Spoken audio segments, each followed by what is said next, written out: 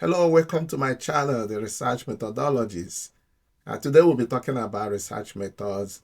We try to look at how we can leverage principles of research methodology to write those papers, to complete your dissertation, your thesis. In some countries, they call it projects, to complete your project, and to graduate in record time.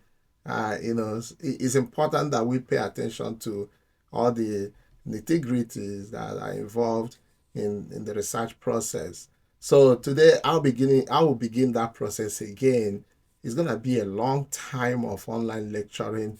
And if you are interested, maybe you're a master's degree student, a doctoral degree student, whether a professional doctorate or PhD, I have rooms for every single one of you, no matter what you're studying, whether you're in the sciences or you're in the arts, whatever. We have principles that will guide you if you leverage them to complete your dissertation or your thesis.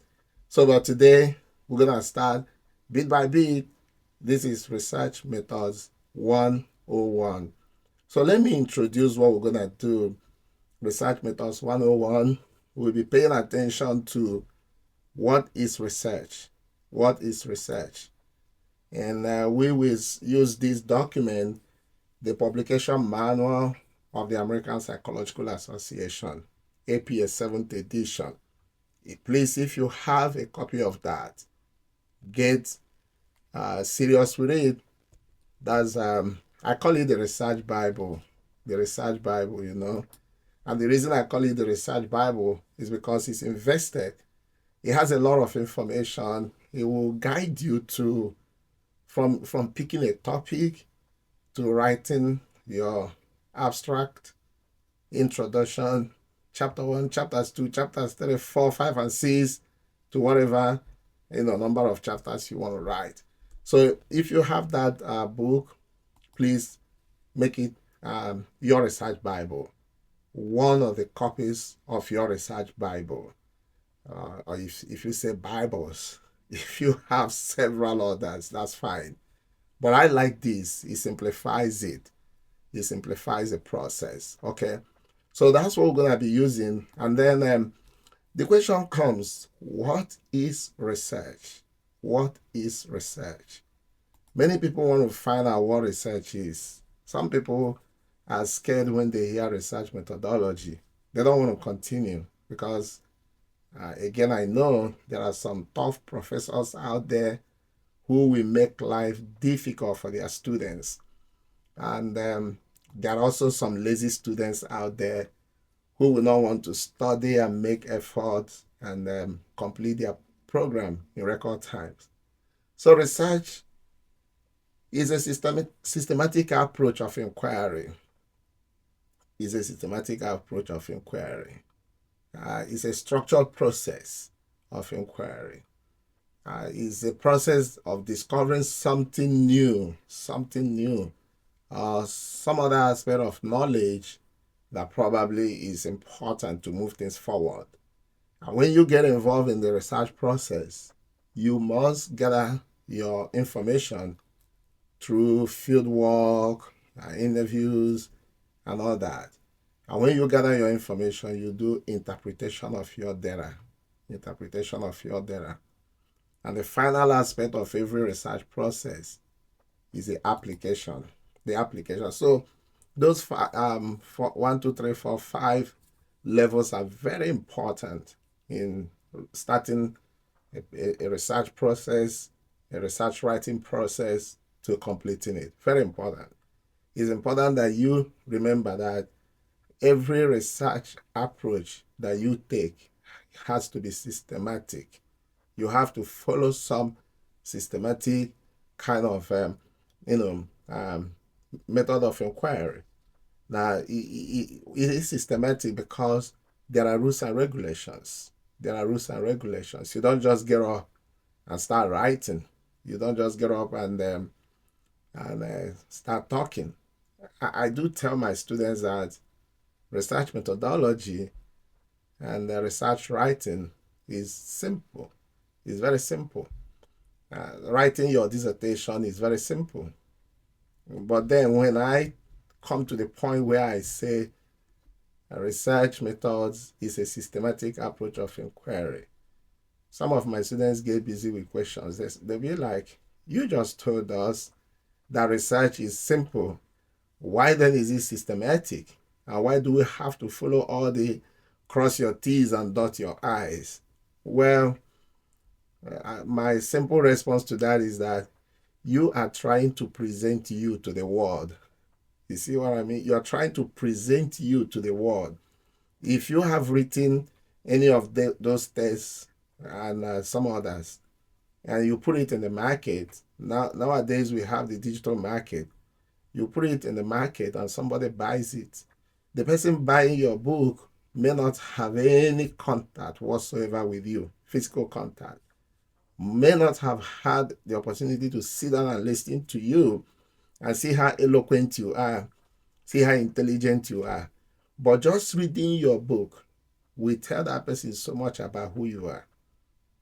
It will tell that person so much about who you are. Or think about writing that article and you post it online, and someone from a different continent researching saw your article and reads it. You know what? Whatever that person is reading is what the person will conclude the author is. If you have written well, the person will say, wow, what a good author. If you've not written well, the person will say, oh my goodness, but he or she has a degree. How did he get that degree? So research writing is important. It's important that we follow the systematization that is involved. And of course, it's a structured process. It is a structured process because you have to get that information in a structured manner. Before you interview people, for instance, you have to let them know. You have to follow certain, rules and regulations. So different universities, different institutions, different approaches, and all that. So you need to know what is your university requiring. What is the standard? What does your university want you to do, or your institution? What do they want you to do to get that process completed? So it's a process of collection of data or collecting data, and then you will analyze the data and then interpretation of your data. Very important that we keep that at the back of our mind. So you don't, when you get involved in research writing, you're not done until you have collected that information and collect it.